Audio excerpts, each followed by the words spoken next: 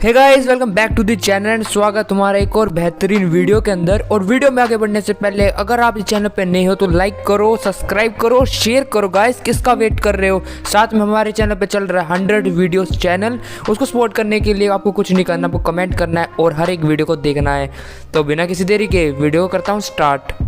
थोड़ी देर चलने के बाद हम लोग देखते हैं कि जो वो नौकर होता है वो लिंग फेंग से बोलता है कि मास्टर सामने है, अगर आप थोड़ा आगे जाओगे तो आप उन्हें ढूंढ पाओगे और मैं आपकी इतनी मदद कर सकता था। और लिंग फेंग आगे की तरफ बढ़ता है, उसके सामने टीचर का फादर बैठा होता है।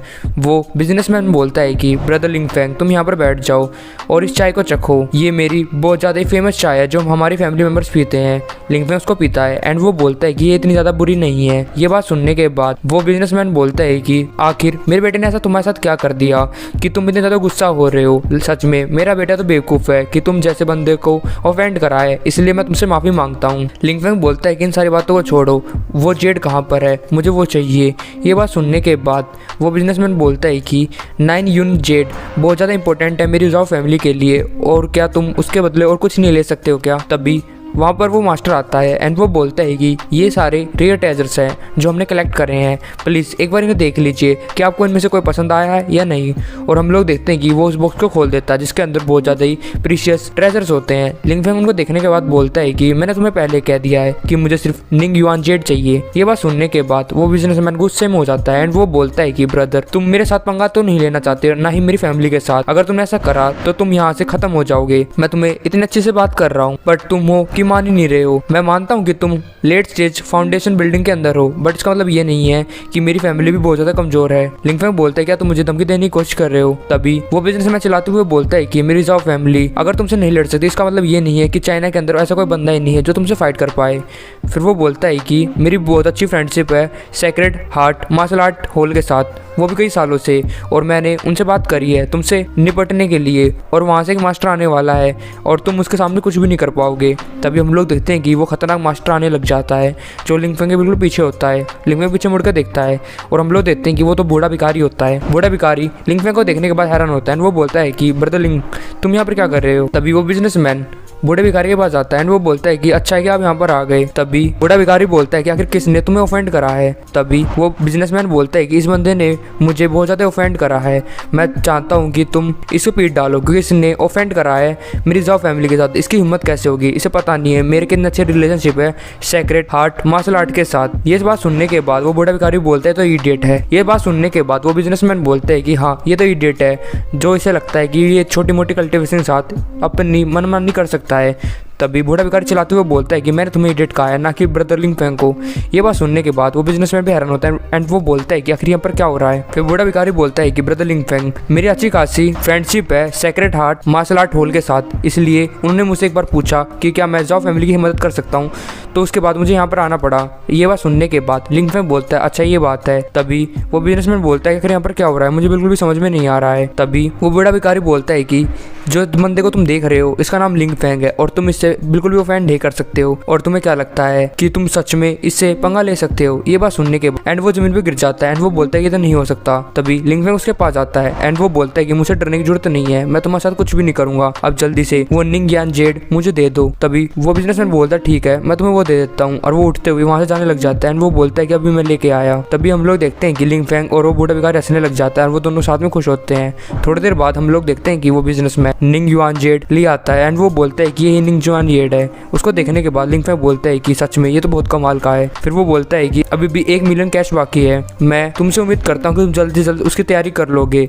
और मैं एक बंदे को भेज दूंगा, तुम उसके हाथ में वो पैसे दे देना। और ये कहकर वो वहाँ से जाने लग जाता है एंड वो बोलता है कि मैं ऐसे जा रहा हूँ। उसे जाते हुए देखकर वो बिजनेसमैन बहुत ज्यादा गुस्से में हो रहा था एंड वो बोला डैम इट, तुम्हारी हिम्मत कैसे हुई? सिक हार्ट मार्शल आर्ट हॉल, तुमने मुझे धोखा दिया है। तुम्हें क्या लगता है कि तुम इतने आसानी से मुझे धोखा दे सकते हो? लगता है तुम्हें भी कुछ सबक सिखाना पड़ेगा। तुम्हें क्या लगता है अगर चाइना के बंदे तुम्हें नहीं रोक सकते तो क्या हुआ? अभी फॉरेन के बंदे बाकी है। फिर हम लोग एपिकलेप्सी के एक बंदे को देखते हैं। तभी उसके पास वो बिजनेसमैन फोन मिलाता है। वो एपिकलेप्सी वाला बंदा बोलता है कि हे क्या हुआ? तभी वो बिजनेसमैन बोलता है कि मैं जो बोल रहा हूँ और तुमने मुझे प्रॉमिस करा था कि तुम मेरी एक मदद करोगे, क्या वो अभी भी वैलिड है?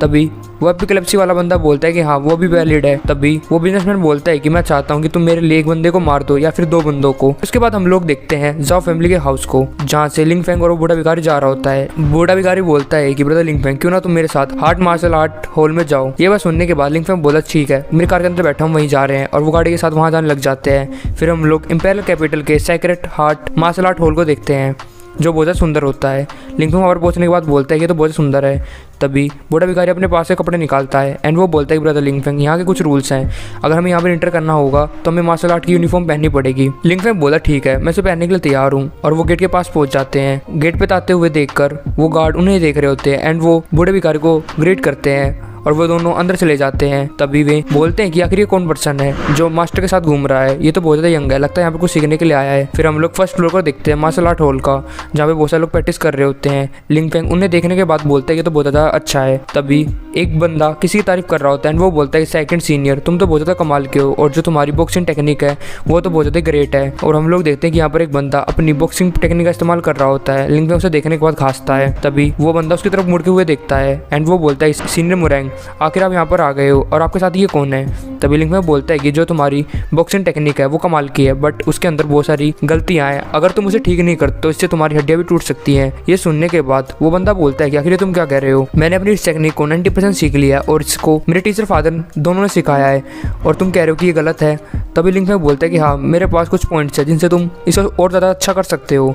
ये सुनने के बाद वो आदमी बोलता है कि क्यों ना तुम मेरे साथ फाइट करो ताकि मुझे तुम गाइडेंस अच्छे से दे पाओ। तभी बूढ़ा भिखारी बोलता है कि ब्रदर लिंग फेंग, ये ली है eldest disciple secret heart martial art hall का, और ये सबसे ज्यादा आउटस्टैंडिंग आउट डिसेबल है। लिंग फेंग बोलता है अच्छा ये बात है, चलो ठीक है, मैं तुम्हें प्रूव कर देता हूँ कि तुम्हारी टेक्निक में कुछ प्रॉब्लम है। तभी वो बंदा उस पर हमला करने के लिए बढ़ता है एंड वो बोलता है कि थोड़ा केयरफुल, एंड वो उस पर पंच करता है। बट हम लोग देखते हैं कि लिंग फेंग उसके पैर पे एक लात मारता है, जिसके कारण उसका बैलेंस पूरा बिगड़ जाता है। लिंग फेंग बोलता है कि तुम्हारी फ्लोटिंग प्लेस बिल्कुल ही गलत है और ये तुम्हारी पहली प्रॉब्लम है। ये सुनने के बाद वो बंदा भी हैरान होता है एंड वो अपना बैलेंस ठीक करते हुए दोबारा पंच करने के लिए बढ़ता है। तभी हम लोग देखते हैं कि लिंग फेंग उसको अपने हाथों से रोक लेता है एंड वो बोलता है कि जो तुम्हारा फिस्ट फ्रेम है वो भी बहुत बड़ रहा है, और वो आसानी से तुम्हारे अपोनेंट के लिए एक अच्छी अपॉर्चुनिटी बना देता है कि वो तुम पे हमला कर पाए। ये तुम्हारी सेकंड प्रॉब्लम है, और उसे एक धक्का मार के उसे पीछे की तरफ गिर देता है एंड वो ऐसे करके वो बंदा हार जाता है एंड वो बोलता है अच्छा ये बात है। फिर वो बोलता है थैंक यू सो मच आपकी काइंड वर्ड्स के लिए, इससे मैं बहुत ज़्यादा इंप्रूव करूंगा। तभी वहाँ पर एक लड़की आ जाती है एंड वो बोलते हैं कि लिंग फेंग, मैं तुम्हारे बारे में बहुत कुछ सुना है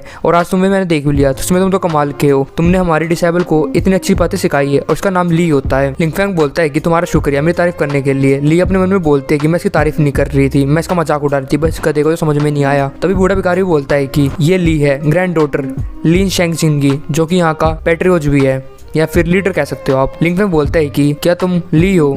फिर वो अपने मन में सोचता है कि मेरी प्रीवियस लाइफ के अंदर ली बहुत ज़्यादा शानदार मार्शल आर्टिस्ट थी और उसने काफ़ी यंग एज के अंदर फाउंडेशन बिल्डिंग की पीक पे पहुंच गई थी, बट अनफॉर्चुनेटली वो मर गई। इसकी बहुत सारी कहानियां हैं, जैसे कि किसी असासिन ने उसे मार दिया या फिर किसी ने जहर देकर उसे मार दिया, बट अभी भी ये अफवाह है कि वो कैसे मरी थी, क्योंकि सेक्रेट हार्ट मार्शल हॉल बहुत ज़्यादा सीक्रेटिव रहता था, तो हमें पता नहीं है कि इसका क्या कारण था। तभी वो देखता उसे एंड वो बोलता है कि नहीं ये नहीं हो सकता, और उसके अंदर से कुछ अजीब फील हो रहा होता है। ये देखने के बाद तो ली भी हैरान होती है एंड वो बोलते कि तुम मुझे ऐसे क्यों बोल रहे हो। फिर लिंग फेंग अपने मन में बोलता है कि इसने क्विक सक्सेस पाने के लिए इसने बहुत सारी टेक्निक का इस्तेमाल कर, जिसके कारण इसकी फाउंडेशन बहुत ज़्यादा अनस्टेबल है, जिसके कारण इसकी बॉडी के अंदर बहुत ज़्यादा हिडन इंजरीज हो रही है। अगर ऐसे चलता रहा तो 3 साल के अंदर इसकी बॉडी पूरी तरह से फट जाएगी और ये मर जाएगी। बूढ़ा भिखारी इन सब कुछ देखकर वो बोलता है कि लगता है लिंग फेंग किसी के प्यार में डूब चुका है। तभी ली बोलते है बहुत हो चुका, अब मुझे और मत घूरो। तभी लिंग फेंग बोलता है कि हाँ मैंने तुम्हें देख लिया है। तभी ली बोलती है कि सीनियर अभी ग्रैंडपा आए नहीं है, तो आप मेरे साथ 3rd फ्लोर पे चल पड़ो ताकि आप थोड़ा रेस्ट कर पाओ, और वो उसे ऊपर लेकर चले जाते हैं, जहाँ पर हम लोग देखते हैं कि वो 3rd फ्लोर पे पहुंच जाते हैं। लिंग फेंग को देखकर बूढ़ा भिखारी हंस रहा होता है एंड वो बोलता है कि लगता है तुम किसी को पसंद करने लगे हो। ये बात सुनने के बाद लिंग फेंग बोलता है कि आखिर तुम ये क्या बात कर रहे हो, मुझे कुछ समझ में नहीं आ रहा है। फिर हम लोग देखते हैं कि वो 3rd फ्लोर पे पहुंच जाते हैं, जहाँ पर ली उनके लिए टी बना रही होती है एंड वो बोलती है कि आप इस टी को पी लीजिए। तभी बूढ़ा भिखारी बोलता है कि ली तुम कितने साल की हो गई हो, शायद तुम 25 की हो गई हो ना। ली बोलती है कि हाँ मैं 25 साल की हो गई हूँ। तभी बूढ़ा भिखारी बोलता है कि तुम्हारी शादी करने की उम्र हो चुकी है, तुम्हें अच्छा दूल्हा ढूंढ लेना चाहिए। ये बात सुनने के बाद ली और लिंग फेंग दोनों हैरान होते हैं। तभी ली बोलती है कि सीनियर 1 मिनट रुक जाओ, मैं भी मार्शल आर्ट सीख रही हूँ और मैंने सोच लिया है जब तक मैं फाउंडेशन रिलम के पीक पे नहीं पहुंच जाऊंगी तब तक मैं किसी के साथ शादी करने के बारे में सोच भी नहीं सकती हूँ। ये बात सुनने के बाद लिंग फेंग बोलता है कि तुम निंग युआन रिलम में नहीं पहुंच सकती। ये बात सुनने के बाद ली बोलते हैं आखिर तुम्हें क्या कह रहे हो। ये देखने के बाद बूढ़ा भिखारी बोलता है तो बहुत अच्छी टेक्निक है, उसे ऐसा दिखा दो कि तुम मुझसे ग्रेट हो ताकि वो तुम्हारे प्यार में डूब जाए।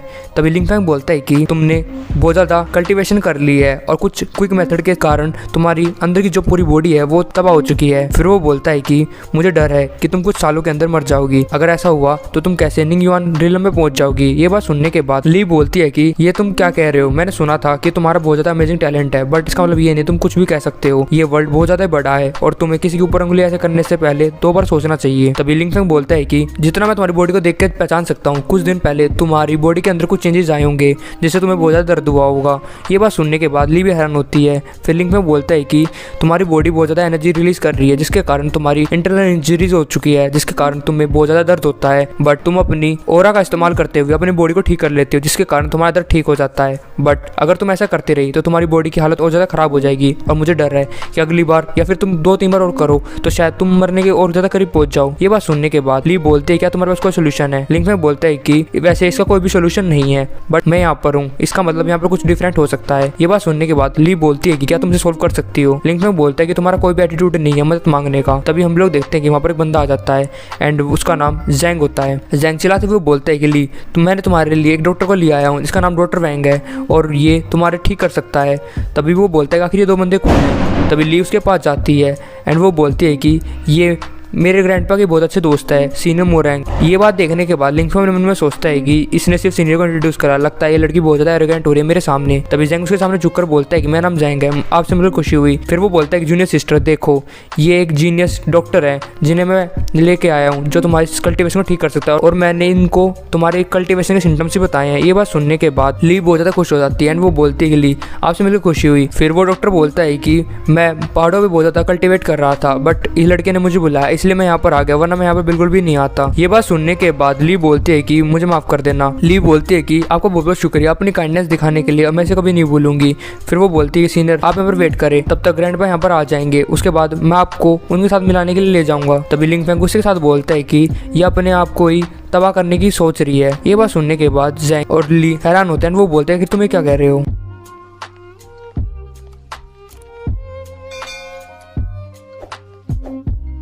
डॉक्टर कहता है कि ब्रदर तुम्हारा कहने का क्या मतलब है। लिंग फेंग बोलता है अरे कोई बात नहीं, तुम यहाँ से जा सकते हो, मेरा कहने का कुछ मतलब नहीं था, और वो वहाँ से चले जाते हैं। बूढ़ा भिखारी बोलता है कि ब्रदर लिंग फेंग आखिर तुम्हारा उस बात का क्या मतलब था। तभी लिंग फेंग बोलता है कि जो डॉक्टर आपने देखा वो झूठा था, वो असल में कोई डॉक्टर नहीं है। ये बात सुनने के बाद बूढ़ा भिखारी बोलता है कि आखिर ये तुम क्या कह रहे हो और ली का क्या होगा। तभी लिंग फेंग बोलता है कि वो गर्ल बहुत ज्यादा एरोगेंट है, उसे थोड़ा बहुत सफर करने दो, बाद में उसे ठीक कर दूंगा। फिर हम लोग एक कमरे को देखते हैं जहाँ पर वो जैंग, वो डॉक्टर और ली होती है। डॉक्टर बोलता है कि ली आप वहाँ पर बेड पे बैठ जाओ, मैं तुम्हारा इलाज शुरू करता हूँ। ली बोले ठीक है। तभी डॉक्टर बोलता है कि मैं तुम्हें एक्यूपंक्चर करूंगा जिससे तुम जल्दी ठीक हो पाओगी। तभी ली बोलते थैंक यू आपका डॉक्टर वैंग। तभी हम लोग देखते हैं कि वो डॉक्टर अपनी नीडल्स को निकालता है और वो एक्यूपंक्चर कर देता है ली के ऊपर एंड वो अपना इलाज स्टार्ट कर देता है, जिसके बाद हम लोग देखते हैं कि ली के मुंह से खून निकलने लग जाता है। ये देखने के बाद जैंग भी डर जाता है, वो बोलता है जूनियर सिस्टर ये क्या हो रहा है। तभी वो डॉक्टर की तरफ चिल्लाते हुए बोलता है कि डॉक्टर वैंग ये तुम क्या कर रहे हो। तभी डॉक्टर वैंग बोलता है कि तुम्हें पैनिक होने की जरूरत नहीं है, छोटी मोटी इंजरीज है, जल्दी वो ठीक हो जाएगी। और हम लोग देखते हैं कि आधा घंटा हो चुका है और जो ली की बॉडी होती है वो धीरे धीरे थोड़ी ठीक होने लग जाती है। तभी हम लोग देखते हैं कि ली के मुंह से एकदम खून निकलता है बहुत सारा। ये देखने के बाद तो डॉक्टर वैंग भी हैरान होता है, वो बोलते हैं तो इम्पॉसिबल, आखिर इसके साथ क्या हो रहा है। तभी जैंग गुस्से में आ जाता है, वो बोलता है कि डॉक्टर वैंग ये तुम क्या कर रहे हो, तुम क्या मेरी बहन को मारना चाहती हो, मैं तुम्हें जान से मार दूंगा। तभी डॉक्टर वैंग बोलता है नहीं ऐसा कुछ नहीं है। तभी लिंग फेंग बोलता है कि इडियट रुक जाओ। ये देखने के बाद जैंग भी हैरान होता है। तभी लिंग फेंग बोलता है कि जैंग तुम काफी अच्छी एक्टिंग स्किल्स दिखा रहे हो, मुझे पता है कि तुम यहाँ पर ली को मारने के लिए आए हो, जो तुम अपने पास नाइफ रख रहे हो मुझे वो भी पता है कि तुम यहाँ पर किसी को मारने के लिए आए हो। ये बात सुनने के बाद जैंग बोलता है कि आखिर तुम ये क्या कह रहे हो। तभी लिंग फेंग बोलता है कि क्या मुझे तुम्हारे सामने सारी बात क्लियर करनी पड़ेगी। तभी जैंग बोलता है ये मेरी बहन है, आखिर मैं इसे क्यों मारना चाहूंगा, मैं तुझे ट्रीट करना चाहता था। तभी लिंग फेंग बोलता है अगर ऐसी बात है तुम मेरे रास्ते में मत आओ। ये बात सुनने के बाद जैंग बोलता है कि तुम यहाँ से चले जाओ, अभी मेरी बहन का इलाज चल रहा है तो तुम मुझे इम्पोलाइट बिल्कुल भी मत करो। तभी ली बोलती है कि मिस्टर लिंग फेंग प्लीज मुझे बचा लो। तभी लिंग फेंग बोलता है चिंता मत करो, हो, मैं तुम्हारी मदद जरूर करूंगा और तुम्हारी बातों से ऐसा लग रहा है कि सच में तुम्हें मेरी जरूरत चाहिए। तभी हम लोग देखते हैं कि पीछे से जैंग हमला करने के लिए बढ़ता है लिंग फेंग के ऊपर एंड वो बोलता है कि मुझे भले मत करो कि मैं तुम पर अटैक कर रहा हूँ, बट तुम ये हो जो मेरी बात नहीं मान रहे हो। तभी लिंग फेंग पीछे की तरफ मुड़ता है एंड वो अपनी पावर के साथ जैंग को दूर घेर देता है एंड वो बेहोश हो जाता है। तभी लिंग फेंग बोलता है कि यहाँ से भाग जाओ और डॉक्टर डरते हुए बोलता है कि हाँ मैं यहाँ से भाग रहा हूँ और वो वहाँ से भाग जाता है। बूढ़ा भिखारी बोलता है कि जैंग आखिर तुमने ऐसा क्यों करा, मैंने सोचा नहीं था कि तुम अपने सेक्टर के साथ भी धोखा दे दोगे, सच में तुम तो बीस्ट हो और इसे तो जैंग ने पाला हुआ है। लिंग फेंग बोलता है कि मैं जानता ही था कि यहाँ पर कुछ ना कुछ तो गड़बड़ है, बट मैंने सोचा नहीं था कि ये बात सच है। फिर वो बोलते हैं कोई बात नहीं, पहले हमें ली को बचाना पड़ेगा और जैंग से तो मैं बाद में निपट लूंगा। फिर हम लोग देखते हैं कि लिंग फेंग ली को लेटाता है एंड वो बोलता है कि तुम पूरी तरह से हर्ट हो चुकी हो, कोई बात नहीं। फिर अपनी उंगलियों पे अपनी एनर्जी को रिलीज करता है एंड उसके अलग अलग जगह पे प्रेशर डालता है, जिसके बाद हम लोग देखते हैं कि धीरे धीरे ली ठीक होने लग जाती है एंड वो खांस रही होती है। तभी ली ठीक हो जाती है एंड ली बोलती है कि मैं तो बहुत अच्छा फील कर रही हूँ, लगता है मेरी आइडेंटिटी बिल्कुल तरह से रिपेयर हो चुकी है। लिंग फेंग बोलता है कि हाँ ये खत्म हो चुका है, बट तुम्हें मैं एडवाइस देना चाहता हूँ कि तुम थोड़े दिन आराम करना, क्योंकि अभी मैंने तुम्हारी मेंटेनेंस ठीक करी है और तुम्हें अच्छे से एक अच्छी फाउंडेशन को बिल्ड करना पड़ेगा ताकि तुम्हारी बॉडी बिल्कुल अच्छे से ठीक हो पाए। ये बात सुनने के बाद ली बोलते ठीक है तुम्हारा शुक्रिया मिस्टर लिंग फेंग।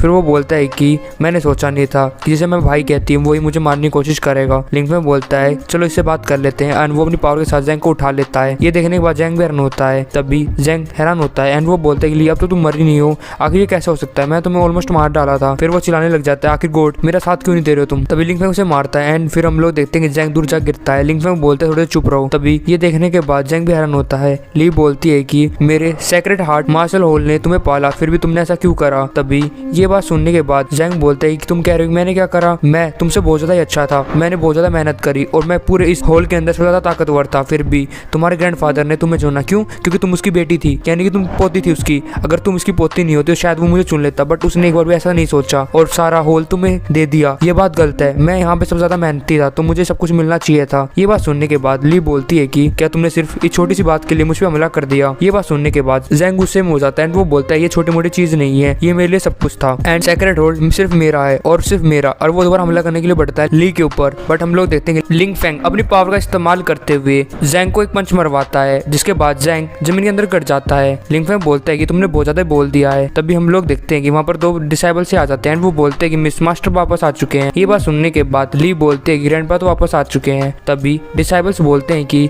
मिस मास्टर आपका वेट कर रहे हैं लॉबी के अंदर, आप वहाँ पर चले जाओ। फिर वो जैंग को देखते हैं एंड वो बोलते हैं कि सीने बदर के साथ क्या हुआ।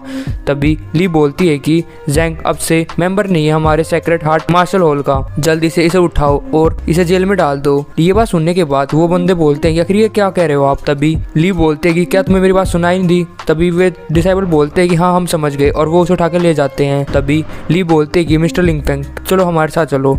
लिंग फेंग बोला ठीक है। फिर हम लोग सेक्रेट होल का सेंटर लॉबी देखते हैं जहाँ पर यहाँ का लीडर बैठा होता है, लीडर चाय पी रहा होता है। तभी वहाँ पर ली आती है एंड वो बोलते ग्रैंडपा आप वापस आ चुके हो। तो वो बोलता है कि लड़की तुम तो पहले जैसी ही हो, तुम एक गेस्ट के सामने भी ऐसी बिहेव करने की जरूरत नहीं है। तभी हम लोग देखते हैं कि बूढ़ा भिखारी से ग्रीट करते हुए बोलता है कि तुम कैसे हो और ऐसा लगता है कि तुम सिर्फ अपनी ग्रैंड डॉटर की यहाँ पर फिक्र करते हो। तभी वो साथ में मिलने लग जाते हैं क्योंकि वो अच्छे दोस्त हैं।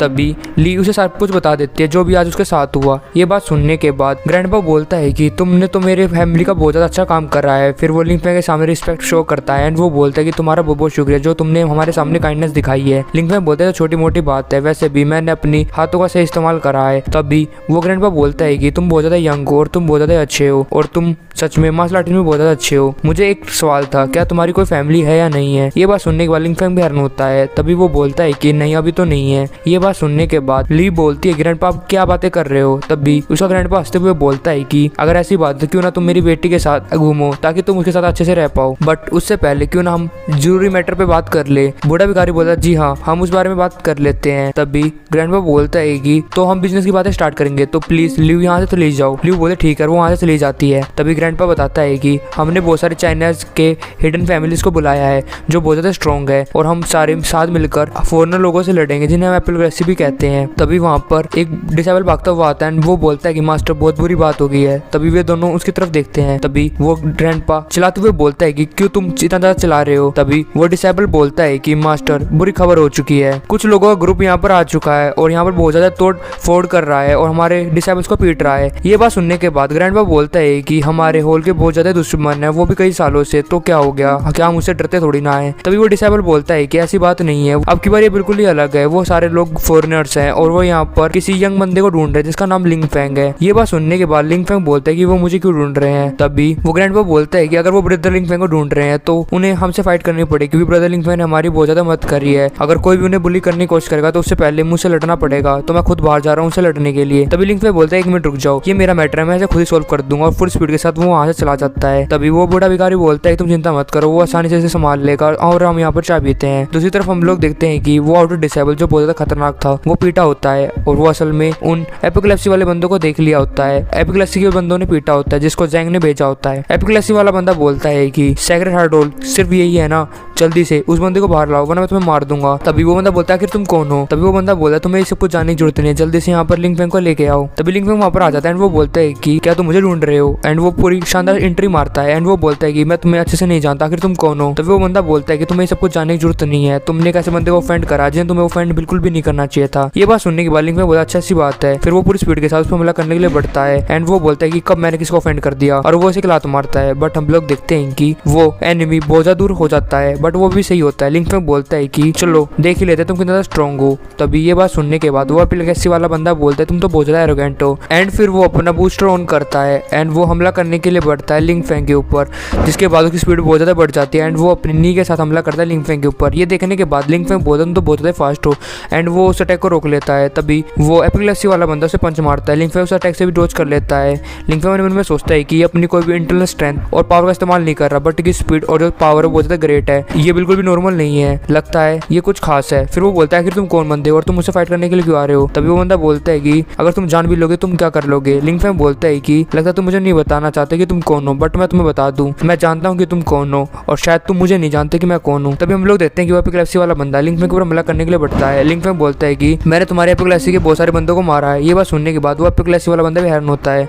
तभी हम लोग देखते हैं कि लिंग फेंग एक झटके के साथ सभी एपिक्लेप्सी वाले बंदों को मार दे सिवाय उनके लीडर को। उनका लीडर बोलता है कि आखिर ये तुमने कब कर दिया। लिंग फेंग बोलता है तुम बहुत ज्यादा वीक हो, इसलिए आज मैं तुम्हें जिंदा छोड़ रहा हूँ, अगली बार जब तुम आओ तो कुछ एक्सपर्ट्स को लेके आना। और ये कहने के बाद उसे वो छोड़ देता है। फिर वो बोलता है कि तुम सारे यूजलेस ने बड़े आसानी से उन मास वाले बंदों को हरा दिया था और फिर लिंग फेंग ने उन्हें छोड़ दिया था। फिर उसके बाद हम लोग देखते हैं उस मास वाले बंदे को, वो अपने साथियों की तरफ देखता है, फिर वो अपने साथियों को उठाता हुआ वहाँ से भाग जाता है। फिर उन सभी को वो एक गली में घेरता है एंड वो बोलता है कि तुम सभी लोग ट्रैश हो, तुम किसी भी काम के नहीं हो। फिर उसके बाद वो मास वाला बंदा उस बिजनेसमैन के पास फोन मिलाता है एंड वो बोलता है कि आखिर तुमने किस बंदे को ऑफेंड कर दिया है। लिंग फेंग ऐसा बंदा है जिसे हम ऑफेंड नहीं कर सकते। ये बात सुनने के बाद वो बिजनेसमैन बोलता है कि ये तुम क्या कह रहे हो, मैंने तुम्हें वहाँ भेजा था उसे मारने के लिए और ये तुम कैसी बातें कर रहे हो। फिर वो मास वाला बंदा बोलता है कि वो बंदा बहुत ज़्यादा ही खतरनाक है, अगर तुम चाहते हो कि हम उसे मार डालें तो जो पैसे तुम हमें ऑफर कर रहे हो हमें उससे दुगने पैसे चाहिए। ये बात सुनने के बाद वो बिजनेसमैन बोलता है कि मैं तुम्हें वादा करता हूँ कि तुम्हें और पैसे मिल जाएंगे, तुम अपना काम कर देना। और ऐसे करके वो मास वाला बंदा अपना फ़ोन को काट देता है। फिर उसके बाद वो किसी और बंदे के पास फ़ोन मिलाता है एंड वो बोलता है कि मुझे तुम्हारी मदद चाहिए क्योंकि मुझे एक बंदे को ख़त्म करना है और ये बहुत ज़्यादा क्रिटिकल मोमेंट है। और ये कहकर वो फ़ोन को काट देता है। फिर वो अपने पास से एक एसिड सा निकालता है और वो अपने साथियों के ऊपर ही वो सारे एसिड डालकर वहाँ से चला जाता है। फिर उसके बाद हम लोग देखते हैं ग्रैंडपा उस बूढ़े भिखारी और लिन फेन को। लिन फेन बोलता है कि सच में वो एपोकलिप्सी के बंदे थे। फिर वो ग्रैंडपा बोलता है कि आखिर उन्होंने हमें कैसे ढूंढा और उन्हें हमारा पता कैसे चला, बट अच्छा है कि मिस्टर लिन आप हमारे साथ थे वरना हम बच नहीं पाते। सच में आप तो बहुत ज़्यादा खतरनाक हो, बट आपने उस बंदे को जाने क्यों दिया? क्या आप उसका इस्तेमाल करते हुए बड़ी मछली को पकड़ना चाहते हो? लिंग फेंग बोलता है कि हाँ तुम ऐसा कुछ कह सकते हो। फिर ग्रैंडपा बोलता है कि सच में हमें एपोकलिप्सी के बारे में ज़्यादा इन्फॉर्मेशन नहीं है और हमें इस बंदे की अपॉर्चुनिटी का फ़ायदा उठाते हुए अपने लिए और ज़्यादा प्रिपरेशन करनी पड़ेगी ताकि वो आगे ऐसा ना कर पाएँ।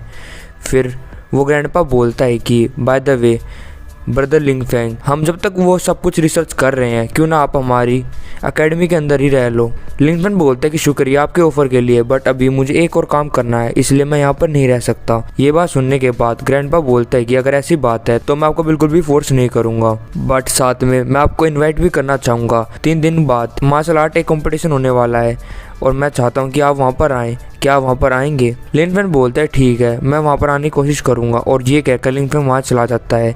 फिर हम लोग देखते हैं कि वो अपने होटल में जाकर अपनी कल्टीवेशन को बढ़ाने लग जाता है और वो अपनी इमोर्टल जेड का इस्तेमाल करते हुए अपनी कल्टीवेशन को बहुत ज़्यादा ही बढ़ा रहा होता है। फिर उसके बाद हम लोग देखते हैं कि जैसे जैसे लिन फैन का जो कल्टीवेशन है वो बढ़ता है, उसकी बॉडी के अंदर जो हेवनली जेड होता है वो उसके साथ सिंक होने लग जाता है। साथ में बॉडी के साथ साथ उसके माइंड के साथ भी वो सिंक होने लग जाता है। ये देखने के बाद लिन फैन बोलता है कि सच में मैं युआन रियलम में पहुंच चुका हूँ, ये स्टोन मेरी बॉडी के और मेरे माइंड के साथ अच्छे से सिंक हो चुका है, ये तो अच्छी बात है। फिर वो अपनी पावर का इस्तेमाल करते हुए बोलता है कि अब ऐसा लग रहा है कि ये जेड और मैं एक जैसे हो चुके हैं। मेरी प्रीवियस लाइफ के अंदर मैं इतनी जल्दी से अपने साथ मर्ज नहीं कर पाया था और अब की बार मैं इसको बहुत आसानी से कर पाया। साथ में जो मेरा कल्टीवेशन है और जो मेरी ताकत है वो 10 गुना ज़्यादा ताकतवर है पिछली बार से। फिर वो बोलता है कि अच्छा है कि ये गॉड स्टोन मेरा स्टार्टिंग से मेरे पास है, अगर ये मेरे साथ स्टार्टिंग से नहीं होता तो शायद मैं ज़्यादा ताकतवर नहीं हो पाता। फिर ये कहने के बाद वो रेस्ट करने लग जाता है। अगले दिन हम लोग देखते हैं कि टीचर और लिन फैन होता है वो मेडिकल कॉलेज में पहुंच जाते हैं, जो कि नंबर 1 मेडिकल कॉलेज होता है उस सिटी का। उसे देखने के बाद लिन फैन बोलता है कि ये तो बहुत ज़्यादा बड़ा है और सुंदर भी है। फिर जो टीचर होती है वो बताती है कि ये नंबर 1 कॉलेज है इस पूरी कंट्री का, यहाँ पर टॉप स्टूडेंट्स आते हैं पढ़ाई करने के लिए और यहाँ पर मेडिकल की स्टडी होती है, यहाँ पर तुम्हारी स्किल्स अच्छे से टेस्ट होंगी। फिर टीचर बोलती है कि लिन फैन, मैं जानती हूँ कि तुम्हारा जो टैलेंट है वो मेडिसिन में बहुत ज़्यादा अच्छा है, बट यहाँ पर भी ऐसे बंदे आएंगे जो तुमसे ज़्यादा जीनियस होंगे, तो अपने आप को ज़्यादा सैड फील मत करना। ये बात सुनने के बाद लिन फैन बोलता है कि आप चिंता मत करो, मैं बुरा क्यों मानूंगा, और ये कहकर वो अंदर जाने लग जाते हैं। फिर उसके बाद हम लोग देखते हैं कि वहाँ पर एक नया बंदा आता है जिसका नाम राजू होता है, एंड वो आते हुए बोलता है कि मुझे लगा नहीं था टीचर तुम यहाँ पर आओगी, और वो टीचर कैन को ये बोल रहा होता है। एंड मैं आपको बता दूँ, पहले के एपिसोड में जो टीचर कैन को परेशान कर रहा था वो उसका ये फ्रेंड है। वो बोलता है कि आप कैसे हो। उसे देखने के बाद टीचर कैन बोलते है कि राजू तू कैसा है, मुझे तो तुम्हें काफ़ी दिनों बाद देखा, और तुम ठीक हो ना? राजू बोलता है कि हाँ मैं बिल्कुल ठीक हूँ, आप मेरी चिंता मत करो। फिर वो लिन फैन को देखने के बाद बोलता है कि और ये आपका स्टूडेंट है जिसके बारे में मेरे दोस्त ने मुझे बताया था, मैं उम्मीद करता हूँ कि तुम यहाँ पर मन लगा के पढ़ोगे और तुम्हारा कोई भी डाउट हो तुम मुझसे पूछ सकते हो, तुम चिंता मत करना, मैं यहाँ का एक अच्छा स्टूडेंट हूँ। और फिर ये कहकर वो वहाँ से जाने लग जाता है। उसे देखने के बाद लिन फैन अपने मन में बोलता है कि ये बंदा भी एक कल्टीवेटर है और ये अपनी फाउंडेशन बिल्डिंग के अंदर है। इंपीरियल कंट्री के अंदर बहुत सारे ऐसे बंदे हैं जो बहुत ज़्यादा ताकतवर है, सच में यहाँ पर तो मज़ा आएगा। फिर वो उस हॉल में पहुँच जाते हैं जहाँ पर यहाँ की एक ओपन क्लास होने वाली है, जहाँ पर एक बड़ा सा प्रोफेसर आकर अपना लेक्चर देगा और जो भी स्टूडेंट क्वेश्चन पूछना चाहे वो यहाँ पर पूछ सकता है। वो सेमिनार स्टार्ट हो जाता है और हम लोग देखते हैं कि लिन फैन और टीचर अपनी सीट ले लेते हैं। फिर वो प्रोफेसर आते हुए बोलता है कि हेलो स्टूडेंट्स, मेरा नाम जैंग है और मैं यहाँ पर आया हूँ आपको चाइनीज़ मेडिसिन के बारे में बताने के लिए। आपके कोई भी सवाल हो तो आप मुझसे पूछ सकते हो। ये बात सुनने के बाद सभी बच्चे बहुत ज़्यादा खुश हो जाते हैं एंड वो बोलते हैं कि प्रोफेसर जैंग बहुत ज़्यादा ही फेमस है हमारी कंट्री के अंदर, इन्होंने 10 साल के अंदर एक भी गलती नहीं करी है और ये चाइनीज़ मेडिसिन के अंदर नंबर 1 पे आते हैं। सच में खुशी की बात है कि वो यहाँ पर आए हैं, मैं ज़रूर इनसे बहुत कुछ सीखूँगा। और ऐसे करके वो बहुत सारे खुश हो रहे होते हैं। फिर जो प्रोफेसर जैंग होते हैं वो बोलते हैं कि आपके जो भी सवाल है आप मुझसे पूछ सकते हो, मैं आपका जवाब ज़रूर दूंगा। तभी एक बंदा हाथ उठाता है एंड वो बोलता है कि मेरा एक सवाल था, क्या आप मेरा जवाब दोगे? तो प्रोफेसर जैंग बोलता है कि हाँ बिल्कुल, क्यों नहीं दूंगा, आप खड़े तो। तभी वो बंदा बोलता है कि आज के टाइम पे सभी लोग मॉडर्न मेडिसिन का इस्तेमाल करते हैं जो कि बाहर कंट्री से आते हैं, और जो चाइनीज़ मेडिसिन है उनका इस्तेमाल करना बंद कर दिया है, और उनके हिसाब से जो चाइनीज़ मेडिसिन है वो उनका इलाज भी नहीं कर सकती। आप इसके बारे में क्या सोचते हो? क्या सच में चाइनीज़ मेडिसिन बेकार है या वेस्टर्न मेडिसिन उससे ज़्यादा अच्छी है? ये बात सुनने के बाद टीचर जैंग बोलता है कि ये क्वेश्चन बहुत ज़्यादा ही अच्छा है, मैं आपका जवाब दे देता हूँ। पहली बात बात तो ये कि तरीका कोई सा क्यों ना हो, मेन इम्पोर्टेंट बात ये है कि जो हमारा पेशेंट है वो ठीक होना चाहिए, चाहे वो चाइनीज़ से ठीक हो या वेस्टर्न से। इसलिए हमें कोशिश करनी चाहिए कि हम एक अच्छे डॉक्टर बने और हम अपने पेशेंट का इलाज करें। इससे कुछ फ़र्क नहीं पड़ता कि वो चाइनीज़ मेडिसिन से ठीक हो रहा है या फिर इंग्लिश मेडिसिन से। तभी ये बात सुनने के बाद राजू हंसने लग जाता है एंड वो खड़ा हुआ बोलता है कि ये तो बेवकूफ़ी है कि हम चाइनीज़ मेडिसिन को वेस्टर्न मेडिसिन के साथ कंपेयर कर रहे हैं। मेरे हिसाब से तो ये सवाल तो यहाँ पर पूछा ही नहीं जाना चाहिए था। तभी उस बंदे को देखने के बाद प्रोफेसर जेंग अपने मन में बोलते हैं कि ये तो राजू है जो कि नंबर 1 स्टूडेंट है हमारे कॉलेज का और ये बहुत ज़्यादा ही होशियार है। इसके पास भी चाइनीज़ मेडिसिन की नॉलेज है बट अब ये वेस्टर्न मेडिसिन पढ़ रहा है और वो सच में जीनियस है। मुझे इस बात को टालना होगा। तभी ये बात सुनने के बाद जिस बंदे ने सवाल पूछा था वो गुस्से के साथ बोलता है कि आखिर मेरे सवाल में क्या कमी थी, मैंने सही सवाल तो पूछा है। तभी राजू बोलता है कि नहीं, जो तुमने सवाल पूछा वो बेवकूफ़ी वाला ही है। ये बात सुनने के बाद उस बंदे को गुस्सा आता है एंड वो बोलता है इसमें मेरी क्या बेवकूफ़ी, बताना ज़रा। तभी राजू बोलता है कि जो वेस्टर्न मेडिसिन है वो सबसे बेस्ट है, उसका इस्तेमाल करते हुए हम असली समस्या का पता लगा सकते हैं और उसे ठीक भी कर सकते हैं। इसके लिए हमारे पास बहुत ज़्यादा टेक्नोलॉजी भी है जिसका इस्तेमाल करते हुए हम आसानी से और जल्दी अपने पेशेंट को ठीक कर सकते हैं। दूसरी तरफ जो चाइनीज़ मेडिसिन्स हैं वो बेकार है, उससे सिर्फ हम जुकाम ही ठीक कर सकते हैं और कुछ भी नहीं, वो सिर्फ बेवकूफ़ बनाने की एक चीज़ है। ये बात सुनने के बाद हॉल में जितने भी लोग होते हैं वे सारे ऑफेंड हो जाते हैं क्योंकि वे सभी लोग चाइनीज़ मेडिसिन की पढ़ाई कर रहे होते हैं एंड वो बोलता है कि ये अपने को समझता क्या है। तभी प्रोफेसर जेंग बोलता है कि राजू तुम्हें ऐसा नहीं कहना चाहिए, चाइनीज़ मेडिसिन भी बहुत ज़्यादा अच्छी होती है। तभी राजू बोलता है कि नहीं सर, मैं आपके साथ अग्री नहीं करता हूँ, मेरे हिसाब से तो इस चाइनीज़ मेडिसिन को इस कंट्री से बंद कर देनी चाहिए और हमें सिर्फ वेस्टर्न मेडिसिन का इस्तेमाल करना चाहिए। ऐसे ही हम अपने पेशेंट को ठीक कर पाएंगे और अच्छा होगा कि जितने भी युवा हैं वो सारे वेस्टर्न मेडिसिन को पढ़ें, ना कि चाइनीज़ मेडिसिन को। इनसे उनका भी भला होगा और देश का भी। ये बात सुनने के बाद प्रोफेसर और वे सारे बच्चे बहुत ज़्यादा गुस्से में हो जाते हैं।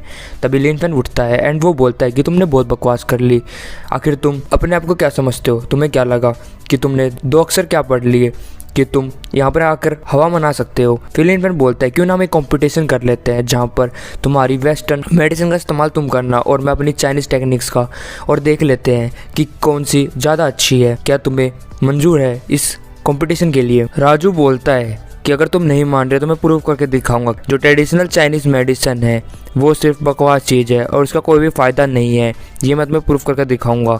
ये बात सुनने के बाद लिन फेन बोलता है कि अगर ऐसी बात है तो क्यों ना हम एक अच्छा सा कंपटीशन कर ही लेते हैं और सभी लोगों को पता चल जाएगा कि चाइनीज़ मेडिसिन काम की है या नहीं है। और मैं तुम्हें बता दूँ, मैं तुम्हें प्रूफ करके दिखाऊँगा कि चाइनीज़ मेडिसिन कितनी ज़्यादा काम की है।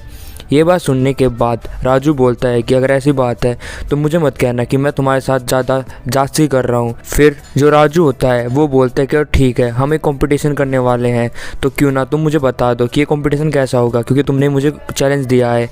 ये बात सुनने के बाद लिन फेन बोलता है कि मैं तुम्हें कोई चैलेंज वैलेंज नहीं दे रहा हूँ, तुम जो चाहो वो वाला रख सकते हो और मैं वहाँ पर आ जाऊँगा टाइम के ऊपर, ये मेरा वादा है। ये बात सुनने के बाद सभी लोग बोलते हैं कि आखिर ये बंदा कौन है जो राजू को चैलेंज दे रहा है, इसकी क्वालिफिकेशन क्या है, क्या सच में ये राजू को हरा भी सकता है? नहीं। ये सारी लड़ाई देखने के बाद जो प्रोफेसर जेंग होते हैं वो बहुत ज़्यादा गुस्से में हो जाते हैं एंड वो बोलते हैं कि आखिर यहाँ पर क्या चल रहा है, क्या तुम भूल गए कि मेरी क्लास यहाँ पर चल रही है? तुम्हें अगर लड़ना ही है तो तुम कहीं और जाके लड़ो, मुझे अपनी क्लास लेने दो। ये बात सुनने के बाद जो राजू होता है वो बोलता है कि हम शायद यहाँ पर फाइट नहीं कर पाएंगे क्योंकि जो प्रोफेसर है वो बहुत ज़्यादा गुस्से में हो चुके हैं। और रही बात हमारी कंपटीशन की, क्यों ना हम कंपटीशन को 6 बजे करें कल के दिन, तुम वहाँ पर टाइम पर आ जाना, हम वहाँ पर ही सब कुछ डिस्कस कर लेंगे। लिन फेन बोला ठीक है, मैं इस बात को एडमिट करता हूँ कि मैं वहाँ पर आ जाऊँगा। और हम लोग देखते हैं कि राजू वहाँ जाने लग जाता है और सभी लोग चिल्लाते हुए बोलते हैं कि अब मज़ा आएगा ना, हम देख पाएंगे कि जो ट्रेडिशनल मेडिसिन है वो ज़्यादा अच्छी होती है या फिर जो बाहर देश की मेडिसिन है वो। और सभी लोग चेयर कर रहे थे एक दूसरे को। इन सभी माहौल को देखने के बाद प्रोफेसर जेंग को बहुत ज़्यादा गुस्सा आ जाता है एंड वो बोलता है कि मैं तुम्हें पढ़ा ही नहीं रहा, और ये कहकर वो वहाँ से चला जाता है। तभी टीचर लिन फेन के पास आती है एंड वो बोलती है कि लिन फेन ये तुमने क्या करा, पहले दिन तुमने इतना अधिक कबाड़ा कर दिया है। लिन फेन बोलता है कि ऐसा कुछ भी नहीं है, मैं सब कुछ संभालूंगा, आप चिंता मत करो।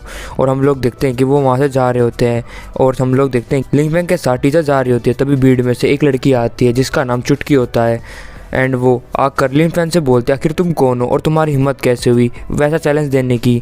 तभी लिन फैन बोलता है कि तुम कौन हो। तभी वो लड़की चिढ़ाते हुए बोलती है कि तुम्हें पता है तुमने क्या करा है, तुमने चैलेंज दे दिया राजू को। तुम जानते हो ना कि वो नंबर 1 स्टूडेंट है और अगर तुम हार गए तो हमारी चाइनीज मेडिसिन की ज़्यादा बेइज्जती होगी। और जितने भी उस लड़की के साथी होते हैं वो सभी लोग बोलते हैं कि हाँ बिल्कुल सही कहा, हम नहीं चाहते कि हमारे कॉलेज की बेइज्जती हो। तभी लिन फैन बोलता है कि आखिर तुम्हें इतना ज़्यादा फ़र्क क्यों पड़ रहा है। तभी वो लड़की बोलती है कि मेरा नाम चुटकी है और मैं एक मेडिकल स्टूडेंट हूँ जो चाइनीज़ मेडिसिन पढ़ रही है और तुम्हें पता है हमारी कितनी ज़्यादा कंपटीशन चलता है इन दोनों के साथ। अगर तुम कल हार गए तो हमारी कितनी ज़्यादा बेइज्जती हो जाएगी। और तुम्हें ना पता हो तो मैं बता दूँ, राजू को हराना इतना ज़्यादा आसान नहीं है। तो लिन फैन बोलता है कि तो हम क्या करें, हमने तो कंपटीशन की हाँ भर ली है बट हमने अभी तक डिसाइड नहीं करा, क्यों ना हम एक बोट रेस कर लेते हैं ना, ये अच्छा आइडिया है ना। ये बात सुनने के बाद चुटकी को गुस्सा आ रहा होता है एंड वो अपने मन में सोचती है कि ये मेरा मजाक उड़ा रहा है। फिर चुटकी लिन फैन से बोलती है कि आखिर तुम कैसे कंपटीशन करने वाले हो, तुम जानते हो ना कि जो चाइनीज़ ट्रेडिशनल मेडिसिन है वो अलग है और वेस्टर्न मेडिसिन अलग है, उन दोनों का फेयर कंपटीशन कभी हो ही नहीं सकता। लिन फैन बोलता है मुझे इससे फ़र्क नहीं पड़ता है, मैं इतना जानता हूँ कि जो ट्रेडिशनल मेडिसिन है वो ज़्यादा ही अच्छी है और मैं आसानी से उस बंदे को हरा सकता हूँ और तुम्हें यकीन ना हो तुम कल आके दे सकते हो। और ये कहकर लिन फैन और टीचर वहाँ जाने लग जाती है।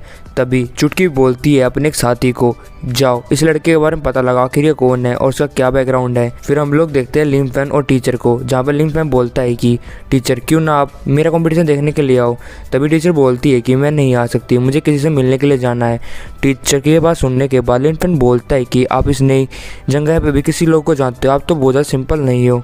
तभी टीचर बोलते हैं कि हाँ तुम मेरे साथ रहोगे, तुम बहुत सारे अच्छे लोगों से मिलोगे। लिन फैन बोलते हैं अच्छा ऐसी बात है। फिर हम लोग कल का सीन देखते हैं जहाँ पर वो कंपटीशन होने वाला होता है। लिन फैन वहाँ पर अपना सामान लेकर आ जाता है। सभी लोग बोलते हैं कि तुम्हारे हाथों में भी हमारी इज्जत है तो हारना मत। और जो वेस्टर्न मेडिसिन वाले बंदे होते हैं वो लिन फैन के ऊपर असर होते हैं। तभी चुटकी आती है एंड वो बोलती है कि तुमने क्या तैयारी करी है, मुझे जल्दी से बताओ। बट हम लोग देखते हैं कि लिन फैन उसे इग्नोर करता हुआ सीधा अंदर चला जाता है। ये देखने के बाद चुटकी को बहुत ज़्यादा गुस्सा आ रहा होता है एंड वो पीछे उसके पीछे आ जाती है।